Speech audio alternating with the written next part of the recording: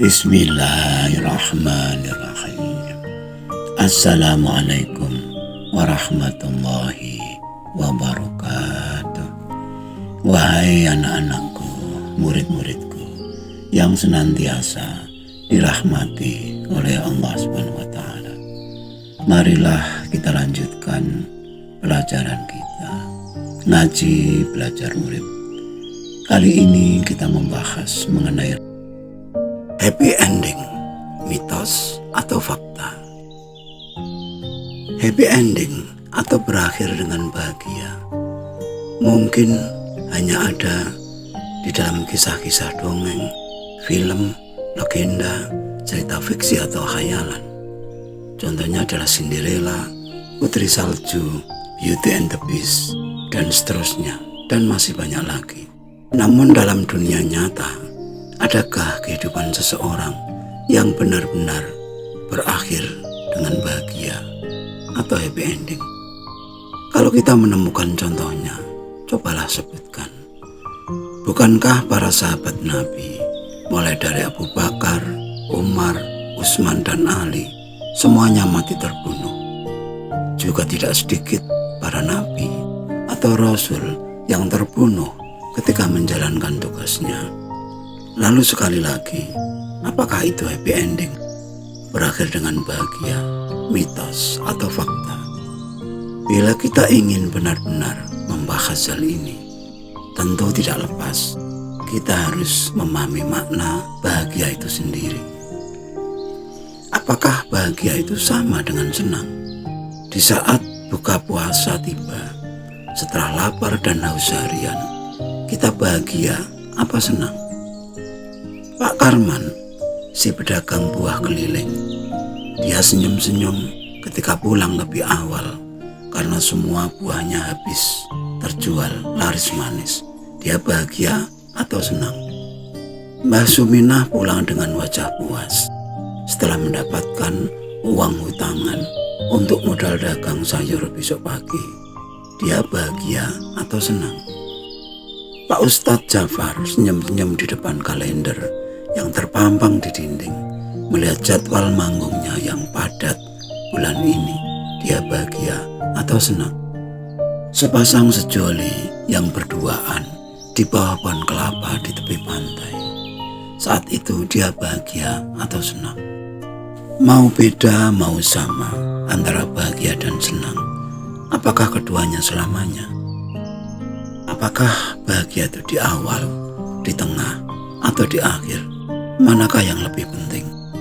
Lalu bagaimana dengan peribahasa berakit-rakit ke hulu, berenang ke tepian, sakit-sakit dahulu, baru senang kemudian?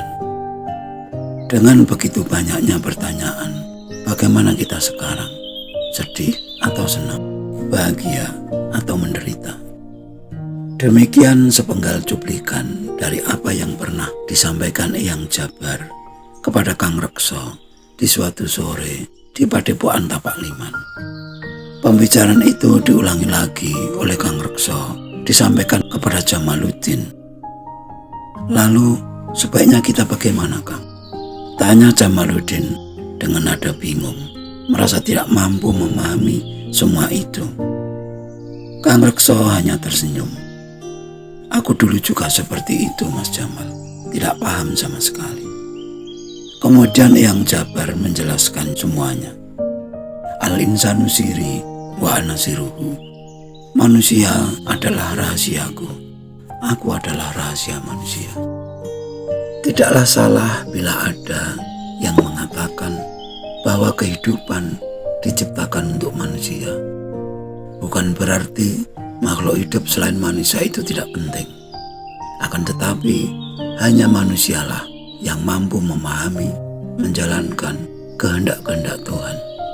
Ini juga bukan berarti bahwa binatang dan tumbuhan tidak mau menjalankan kehendak Tuhan.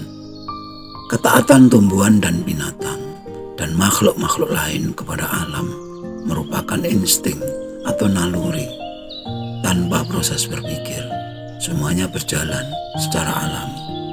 Kenyataan bahwa manusia yang ditunjuk sebagai khalifah atau pengganti Tuhan di bumi ini adalah bukti bahwa manusia adalah makhluk yang diciptakan paling sempurna sebagai mahakarya Tuhan, di mana seluruh karakter kehidupan ada pada manusia, baik itu karakter ketuhanan, kemalaikatan, kerasulan, kemanusiaan, kesetanan, kebinatangan, dan kebendaan. Dan tentu saja yang paling sempurna adalah mereka yang karakter ketuhanannya paling dominan, yaitu merahmati seluruh alam semesta. Makanya tidak salah rumusan hidup itu. Manusia adalah rahasia Tuhan, rahasia seluruh kehidupan, baik yang nyata maupun yang gaib. Salah satu modal awal bagi manusia untuk menguak rahasia-rahasia kehidupan adalah manakala mulai bermunculan pertanyaan-pertanyaan seputar kehidupan. Misalnya, dari mana hidup ini, untuk apa dihidupkan, sampai kapan dihidupkan, serta pertanyaan seputar kebahagiaan dan penderitaan. Untuk menjawab apakah happy ending itu nyata atau mitos, kita harus benar-benar menjelajah sepenuhnya ke dalam diri sendiri, hingga melampaui dualitas bahagia atau menderita, baik atau buruk, senang atau susah, gagal atau berhasil, dan seterusnya. Bukankah dua-duanya hadir bersama dan kita rasakan keduanya? Bisakah kita memisahkan antara keduanya? Bisakah kita hanya minta happy endingnya saja? Dan jika surga adalah simbol hidup bahagia dan neraka adalah simbol hidup menderita, bukankah keduanya ada dalam diri kita? Dan bila kita sadar sebagai khalifah atau pengganti Tuhan, apakah Tuhan pernah menanyakan dia bahagia atau tidak? Kalau dia tidak pernah menanyakan, kenapa kita menanyakannya? Dalam hidup ini, bahagia itu apa yang kita dapat, ataukah apa yang bisa kita berikan? Dalam hidup ini, tanyalah pada diri sendiri, lebih banyak mana orang lain berterima kasih kepada kita, atau kita berterima kasih pada orang lain?